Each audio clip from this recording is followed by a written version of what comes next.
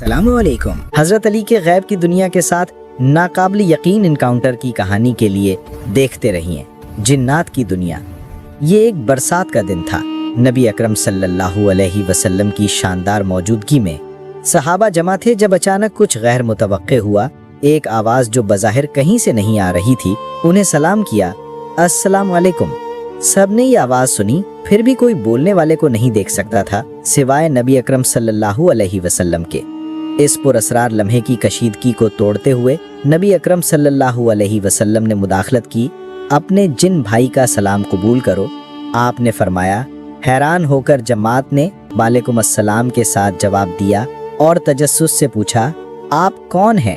اس لمحے جن نے غائب ہونے کا پردہ ہٹا دیا، خود کو سب پر ظاہر کیا۔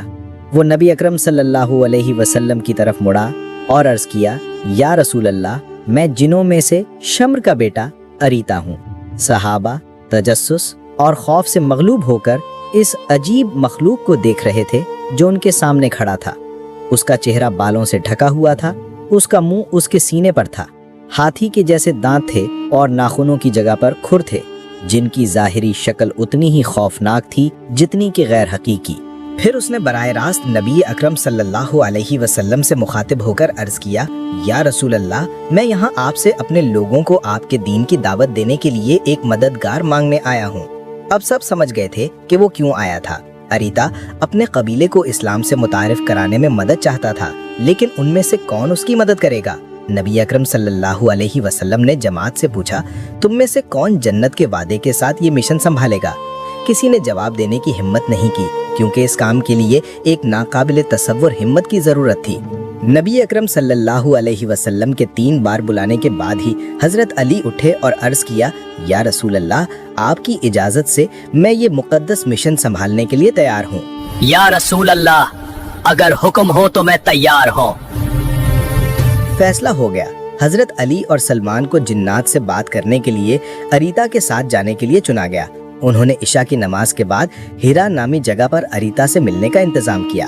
جب صحابہ منتشر ہو گئے تو نبی اکرم صلی اللہ علیہ وسلم نے فرمایا، سلمان، علی، میرے ساتھ آؤ۔ انہیں اپنے پاس بلایا۔ رات کے اندھیرے میں وہ ہیرا میں ملاقات کی جگہ پر پہنچے، جہاں انہوں نے اریتا کو اونٹ جیسی سواری پر دیکھا۔ اس کے ساتھ ایک عام اونٹ بھی تھا۔ نبی اکرم صلی اللہ علیہ وسلم نے علی اور سلمان کو اونٹ پر بٹھایا، سلمان کی آنکھوں کو باندھا اور انہیں ہدایت دی، جب تک کہا نہ جائے اپنی آنکھیں مت کھولنا اور نہ ہی نیچے اترنا۔ اللہ کے نام کی تلاوت کے ساتھ نبی اکرم صلی اللہ علیہ وسلم نے انہیں یقین دلایا، ڈرنا نہیں، پریشانی کی کوئی بات نہیں، اور علی کو آخری نصیحت کے الفاظ دیے، طاقت اور حرکت صرف اللہ کی طرف سے آتی ہے۔ انہیں ان کے راستے پر بھیجنے سے پہلے اریتا حضرت علی اور سلمان کے ساتھ اپنے سفر پر روانہ ہوا۔ گھنٹوں کے سفر کے بعد وہ آخرکار فجر کے وقت رکے۔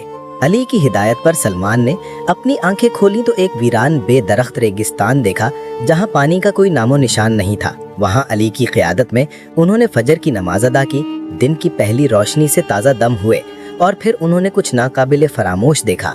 جنات کی چمکتی ہوئی شاندار ہستیاں ان کی طرف آ رہی تھیں۔ پھر بھی بے خوف حضرت علی نے اپنی نمازیں اور دعائیں جاری رکھیں۔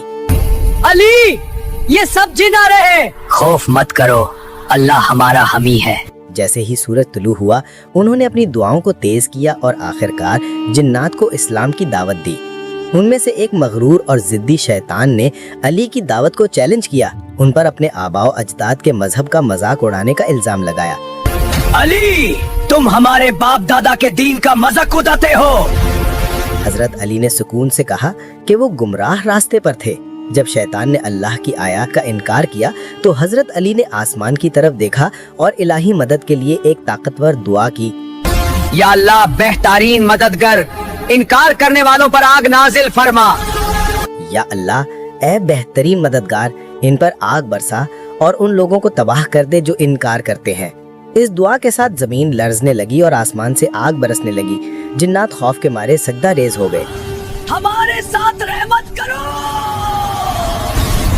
یہاں تک کہ سلمان جو کچھ انہوں نے دیکھا اس سے مغلوب ہو کر بے ہوش ہو گئے۔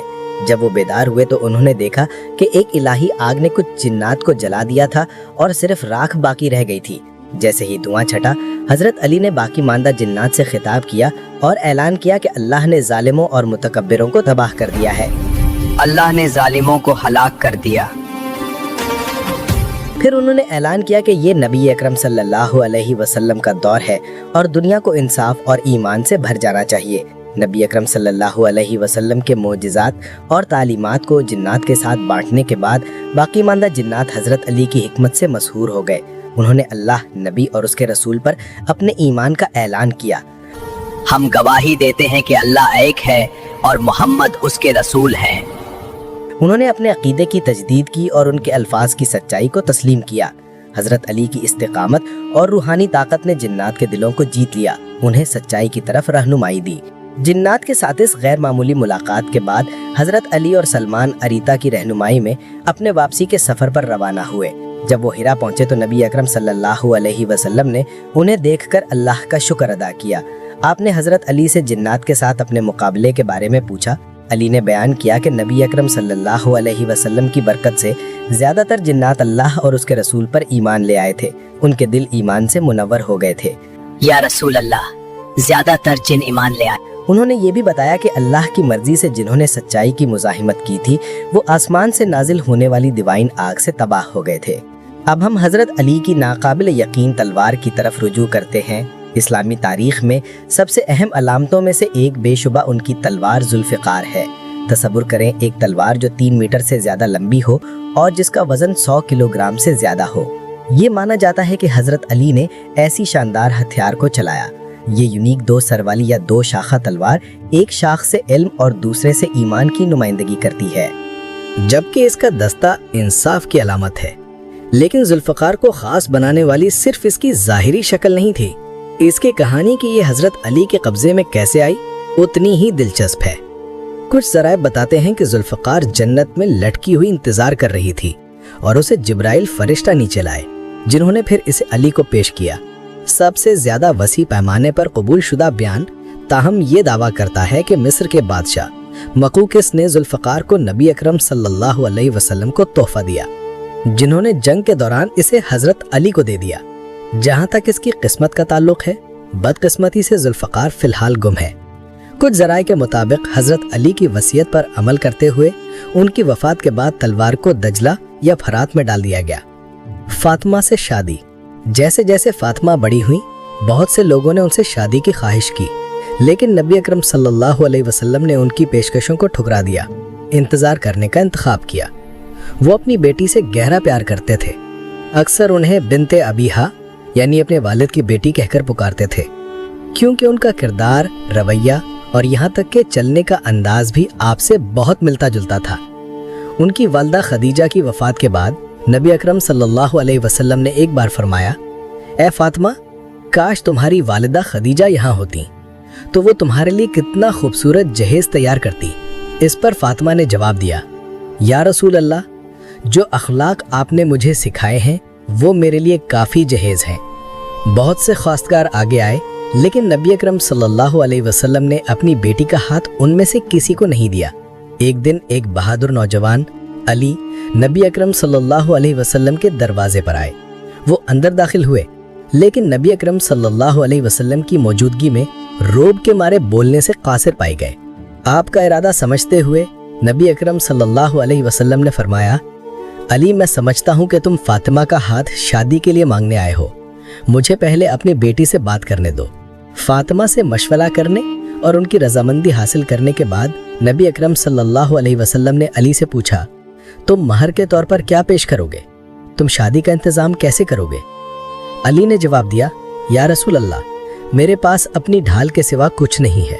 नबी अकरम सल्लल्लाहु अलैहि वसल्लम ने उन्हें नसीहत की, अपनी ढाल को बाजार ले जाओ, उसे बेचो और उसे महर और अपनी शादी के अखराजात दोनों के लिए इस्तेमाल करो।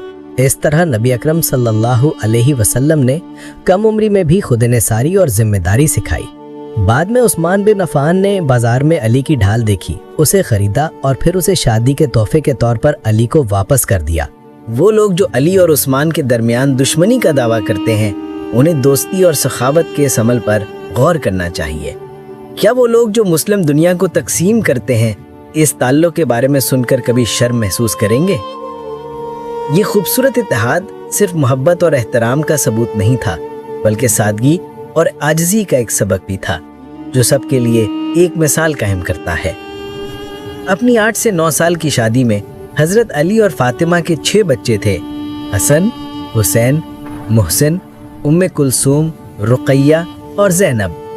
ایک دن جب حضرت علی اپنے بیٹے حسن کا نام حرب یعنی جنگ رکھنے والے تھے تو نبی اکرم صلی اللہ علیہ وسلم نے مداخلت کی اور فرمایا، اس کا نام حرب کے بجائے حسن رکھو۔ اسی طرح جب حضرت علی نے اپنے دوسرے بیٹے کا نام بھی حرب رکھنے کی کوشش کی تو نبی اکرم صلی اللہ علیہ وسلم نے ایک بار پھر ہدایت کی، اس کا نام حرب نہ رکھو، حسین رکھو۔ ایک موقع پر نبی اکرم صلی اللہ علیہ وسلم نے حسن اور حسین کے درمیان ایک دوستانہ کشتی کا مقابلہ منعقد کیا۔ جب وہ کشتی کر رہے تھے تو نبی اکرم صلی اللہ علیہ وسلم کو خوش ہوتے ہوئے سنا گیا، شاباش حسن۔ فاطمہ حیران ہو کر کمرے میں داخل ہوئیں اور عرض کیا، یا رسول اللہ، حسن بڑا اور مضبوط ہے، کیا آپ کو حسین کی حمایت نہیں کرنی چاہیے؟ نبی اکرم صلی اللہ علیہ وسلم نے جواب دیا، اے فاطمہ، کیا تم نہیں دیکھتی کہ جبرائیل پہلے ہی حسن کی حمایت کر رہے ہیں؟ سبحان اللہ۔ اس وقت بھی فرشتے آل ابا کا مشاہدہ کرنے میں سب سے زیادہ خوشی اور مسرت محسوس کرتے تھے۔ واقعی وہ بابرکت گھرانہ آل ابا کے لیے ایک مدرسہ یعنی اسکول بن گیا۔ اللہ ہمارے گھروں کو بھی ان مدارس کی شاخیں بنائے۔ ام سلمہ کی روایت۔ ترمذی میں درج ایک حدیث جو ام سلمہ رضی اللہ عنہا سے روایت کی گئی ہے، ایک غیر معمولی واقعہ بیان کرتی ہے۔ ایک دن جب نبی اکرم صلی اللہ علیہ وسلم اپنے کمرے میں تھے تو سورہ احزاب کی 33ویں آیت نازل ہوئی۔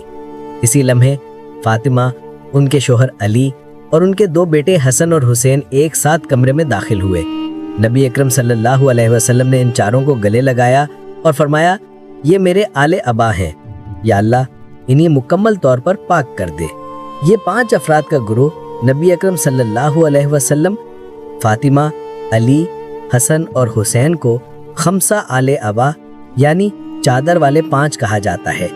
اس لمحے کے ذریعے نبی اکرم صلی اللہ علیہ وسلم نے اس نسل کو پہنچایا جس کے ذریعے ان کی نسل جاری رہے گی، اور آپ نے یہ خوشخبری دی کہ ان کی اولاد فاطمہ کے ذریعے جاری رہے گی، جس کی سب سے بڑی میراث ان کے بیٹے امام حسن اور امام حسین ہیں۔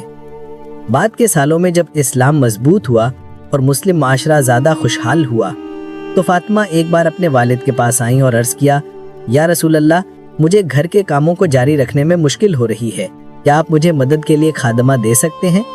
نبی اکرم صلی اللہ علیہ وسلم نے جواب دیا، جبکہ صفہ اسکول کے طالب علم بھوکے ہیں، میں تمہیں کچھ نہیں دے سکتا فاطمہ، لیکن کیا میں تمہیں اس سے بہتر کچھ سکھاؤں؟ آپ نے فرمایا، سونے سے پہلے 33 بار سبحان اللہ، 33 بار الحمدللہ اور 33 بار اللہ اکبر پڑھو، یہ تمہارے لیے کافی ہوگا۔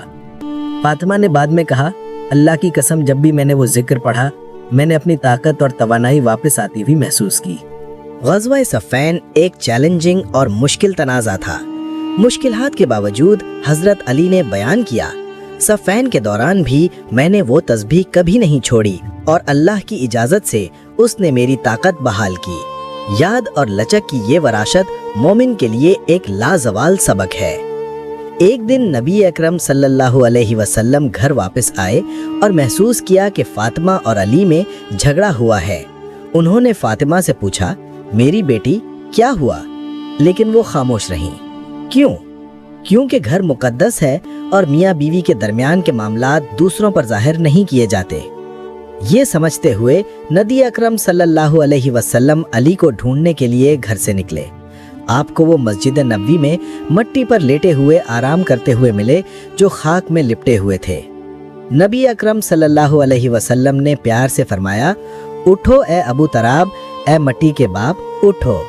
اس دن کے بعد علی نے ابو تراب کا پیار بھرا لقب اپنے ساتھ رکھا جو خود نبی اکرم صلی اللہ علیہ وسلم نے انہیں عطا کیا تھا۔ حکمت اور نرمی سے بھرا یہ لمحہ ہمیں نبی اکرم صلی اللہ علیہ وسلم کی اپنے خاندان کے لیے گہری محبت اور ایک رہنما کے طور پر ان کے کردار کی یاد دلاتا ہے۔ یہاں تک کہ ذاتی معاملات میں بھی غزوہ احد 3 ہجری، غزوہ احد شروع ہونے سے پہلے قریش نے ایک بار پھر انفرادی لڑائیوں سے جنگ شروع کرنے کے اپنے رواج پر عمل کیا۔ جب نبی اکرم صلی اللہ علیہ وسلم اپنے اختیارات پر غور کر رہے تھے تو حضرت علی ان کے پاس آئے اور عرض کیا، یا رسول اللہ، اگر میں ان کے پرچم برداروں کو قتل کر دوں تو جنگ جلدی ختم ہو جائے گی اور جانوں کا نقصان کم ہوگا۔ نبی اکرم صلی اللہ علیہ وسلم کی منظوری سے علی نے فوراً قریش کے پرچم برداروں کا مقابلہ کیا اور ان میں سے 4 کو تیزی سے قتل کر دیا۔ آخر کار آپ کا مقابلہ ابو طلحہ سے ہوا۔ علی نے اسے مارا اور جب ابو طلحہ زمین پر گرا تو علی آخری وار کرنے والے تھے، تاہم آپ نے اچانک اپنا چہرہ موڑ لیا اور رک گئے۔ جنگ کے بعد جب اس واقعے کے بارے میں پوچھا گیا تو حضرت علی نے وضاحت کی، جب میں اسے مارنے والا تھا تو میں نے دیکھا کہ اس کا لباس ہٹ گیا تھا جو اسے بے نقاب کر رہا تھا۔ میں اپنی نگاہ کو آلودہ نہیں کرنا چاہتا تھا، لہٰذا میں نے اپنا چہرہ موڑ لیا۔ کیا آپ یہاں استقامت یا ثبات قدمی کا مطلب دیکھتے ہیں؟ علی کا اپنے اصولوں پر غیر متزلزل عمل یہاں تک کہ جنگ کی گرمی میں بھی نبی اکرم صلی اللہ علیہ وسلم پر نازل ہونے والے قرآنی حکم کی عکاسی کرتا ہے۔ بس آپ اسی طرح ثابت قدم رہیں جیسا کہ آپ کو حکم دیا گیا ہے۔ سورۃ ہود 11:112۔ اتنے شدید حالات میں بھی حضرت علی نے اپنی اخلاقی اور روحانی سالمیت کو برقرار رکھا۔ حضرت علی نے ایک بار فرمایا، اگر پردہ غیب اٹھا بھی دیا جائے تو میرے یقین میں اضافہ نہیں ہوگا۔ یہ گہرا بیان ظاہر کرتا ہے کہ ان کا ایمان پہلے ہی یقین کی چوٹی پر پہنچ چکا تھا۔ علی کا دل ایمان میں اتنی مضبوطی سے جڑا ہوا تھا کہ وہ عبادت ایسے کرتے تھے جیسے وہ اللہ کو دیکھ سکتے ہوں، جو ایمان کے اعلیٰ ترین درجے احسان کو مجسم کرتا ہے۔ ان کا غیر متزلزل ایمان اور سچائی کے لیے وقف اس بات کی ایک لازوال مثال ہے کہ چیلنجوں کے باوجود استقامت اور خلوص کے ساتھ زندگی گزارنے کا کیا مطلب ہے۔ غزوہ خندق 5 ہجری۔ سلمان فارسی، جنہوں نے صرف 2 ہفتے پہلے اسلام قبول کیا تھا، نے ایک حکمت عملی تجویز کی جس نے غزوہ خندق کا رخ موڑ دیا۔ اپنی حکمت کے لیے جانے جاتے تھے، سلمان نے مدینہ کے گرد ایک خندق کھودنے کی تجویز دی۔ نبی اکرم صلی اللہ علیہ وسلم، جو سلمان کو میرے اہل بیت میں سے ایک کہتے تھے، نے اس خیال کو منظور کیا۔ اس طرح مدینہ کو مضبوط کرنے کے لیے 5.5 کلومیٹر لمبی، 8 میٹر چوڑی اور 5 میٹر گہری ایک خندق کھودی گئی۔ جب قریش اپنی میسف فوج کے ساتھ پہنچے تو وہ فتح حاصل کرنے سے قاصر نہ رہے۔ انہوں نے ان کو ان کے راستے میں روک دیا، ان کے پانی اور خوراک کی فراہمی کو منقطع کر دیا، جبکہ ریت کے طوفانوں نے ان کی مصیبتوں میں اضافہ کیا۔ قریش میں ایک مشہور جنگجو عمرو بن عبد الود تھا، ایک ایسا شخص جس کے بارے میں کہا جاتا تھا کہ وہ 1000 جنگجوؤں کے برابر تھا۔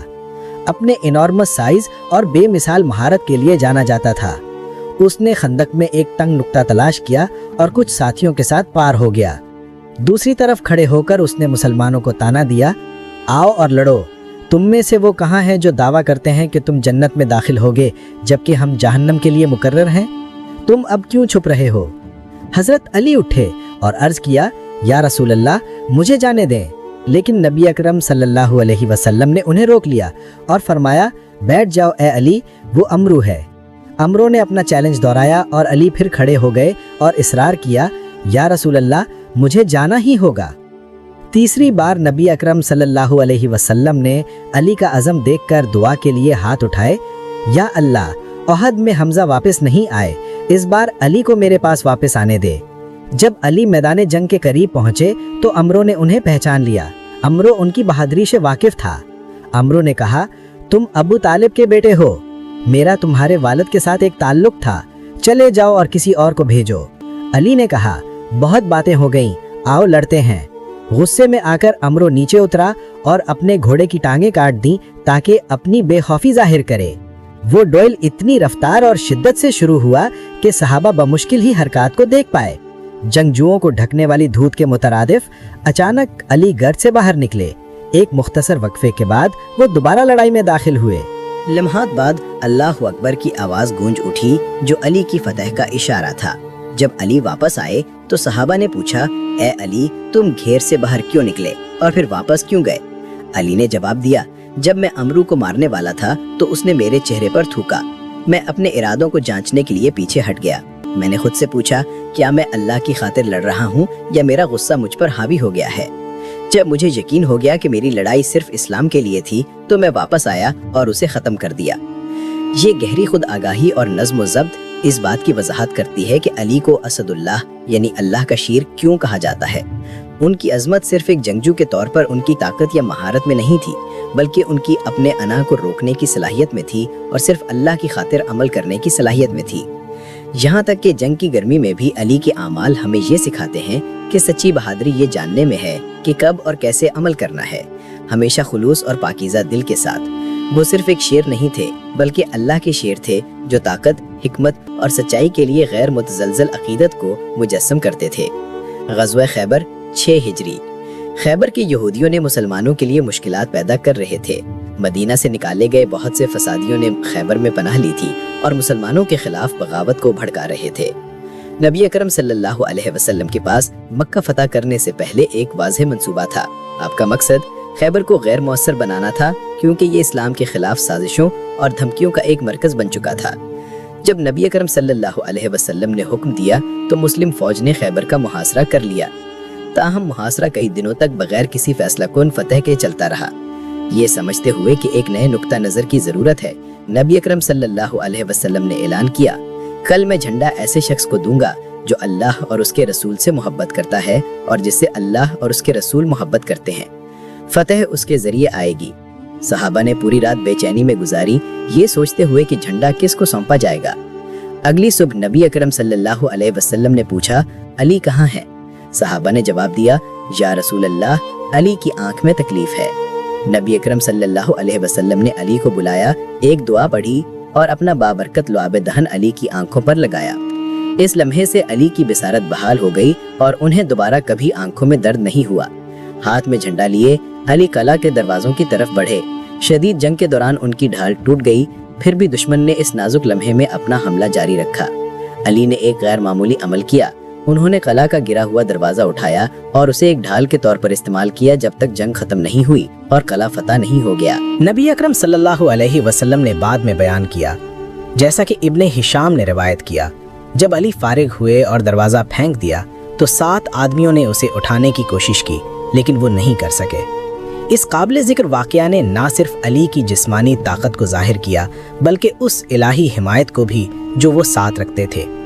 ان کا غیر متزلزل ایمان، ہمت اور اللہ پر توکل نے خیبر میں فتح کو یقینی بنایا، جس سے یہ اسلامی تاریخ میں ایک اہم لمحہ بن گیا۔ حضرت علی کی شہادت۔ حضرت علی کی شہادت اسلامی تاریخ کے سب سے المناک واقعات میں سے ایک ہے جو مسلمانوں کے لیے گہرے غم کا باعث ہے۔ 661 عیسوی میں رمضان کی 19 تاریخ کو کوفہ کی مسجد میں صبح کی نماز کی امامت کرتے ہوئے حضرت علی کو ایک خارجی عبد الرحمن ابن ملجم نے زہر آلود تلوار سے سر پر مہلک ضرب لگائی۔ اس حملے نے مسلم کمیونٹی میں غم کی لہر دوڑا دی۔ خوارج، ایک انتہا پسند گروہ، نے حضرت علی کی خلافت کو مسترد کر دیا تھا، خاص طور پر غزوہ صفین کے دوران ان کے فیصلوں کو۔ 2 دن بعد 21 رمضان کو حضرت علی اپنے زخم کی شدت کی وجہ سے وفات پا گئے۔ اور حضرت علی کی قبر کہاں ہے؟ ان کی قبر کا مقام اسلامی دنیا میں گہری روحانی اور تاریخی اہمیت رکھتا ہے۔ سب سے زیادہ وسیع پیمانے پر قبول شدہ عقیدہ یہ ہے کہ ان کی آخری آرام گاہ نجف، عراق میں ہے۔ غیب کی چابیاں۔ غیب کا علم صرف اللہ کے پاس ہے اور صرف وہی جانتا ہے۔ تاہم جیسا کہ ہم نے بہت سی مثالوں میں دیکھا ہے، اللہ اپنے چنے ہوئے بندوں کو اس چھپے ہوئے علم کے بعض پہلوؤں کو عطا کر سکتا ہے۔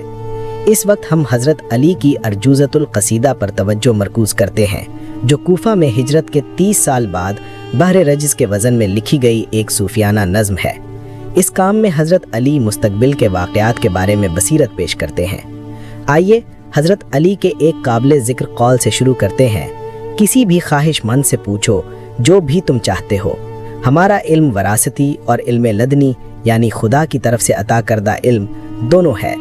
تم پچھلی صدیوں کے بارے میں پوچھو یا مستقبل کے بارے میں، یہ سچائیاں اللہ کے فضل سے ہمارے لیے واضح طور پر ظاہر ہیں۔ یا اللہ ہماری کمائی میں برکت دے اور اسے پھلدار بنا، کیونکہ مستقبل میں لوگوں کی دولت میں برکت کی کمی ہوگی اور زندگی تیزی سے مشکل ہو جائے گی۔ مزید برآں حضرت علی نے آج کے تصویری طور پر رکھے گئے اوبلسکس یعنی میناروں کے بارے میں اشارہ کیا۔ فرمایا، یا میرے رب مجھے ان دنوں کے شر سے بچا جو میناروں کے سائے میں ہوں گے۔ مستقبل میں جادو ٹونے اور ہیرا پھیری کے ذریعے فریب اور نقصان میں اضافہ ہوگا۔ اللہ اپنے معصوم بندوں کو ایسے شروں سے بچائے۔ حضرت علی نے بصرہ میں ایک تباہ کن سیلاب کی پیشگوئی کی، یہ پیشگوئی کرتے ہوئے کہ کچھ لوگ اس واقعہ میں ہلاک ہو جائیں گے۔ انہوں نے نوٹ کیا کہ یہ قدرتی طور پر نہیں ہوگا بلکہ دجال کے پیروکاروں کی جان بوجھ کر کی جانے والی کارروائیوں کے ذریعے ہوگا۔ حضرت علی کی ایک دلچسپ پیشگوئی ٹیلی پورٹیشن سے متعلق ہے، جسے انہوں نے بلقیس کے تخت کی قرآنی کہانی سے جوڑا۔ انہوں نے حوالہ دیا کہ جب حضرت سلیمان نے پوچھا کہ کون انہیں ان کا تخت لا سکتا ہے، تو کتاب کا علم رکھنے والے ایک شخص نے جواب دیا، میں اسے تمہارے پاس پلک جھپکنے میں لا سکتا ہوں۔ حضرت علی نے تجویز دی کہ اس طرح کے کارنامے کو ممکن بنانے والا علم مستقبل میں عالمی سطح پر تسلیم کیا جائے گا، کیونکہ بنی نوع انسان کا اپنا علم ایک دن اسے ممکن بنا سکتا ہے۔ ایک اور پیشگوئی میں انہوں نے ایک ایسے دور کی پیشگوئی کی جہاں مسلمانوں کے خلاف ظلم و ستم تیز ہو جائے گا، اور نوٹ کیا کہ یہ وقت ڈارکسٹ نائٹس سے بھی زیادہ تاریک ہوں گی۔ انہوں نے کہا کہ بہت سے لوگ قرآن کو سمجھنے میں ناکام ہو جائیں گے اور اس طرح جہالت پھیل جائے گی۔ نبی اکرم صلی اللہ علیہ وسلم کے دشمن اثر و رسوخ حاصل کر لیں گے، تاہم یہاں تک کہ اگر وہ لوگ قرآن کی سچائی کو دھندلا کرنے کی کوشش بھی کریں، تب بھی وہ خفیہ طور پر اس کی سچائیوں کو تلاش کرنے کے لیے اس کا مطالعہ کریں گے۔ یہ مجھے ایک ماہر آثار قدیمہ کی یاد دلاتا ہے، جس نے ایک بار قرآن میں مذکور گم شدہ شہر ایرم کو تلاش کرنے کے لیے ناسا کی مدد چاہی تھی۔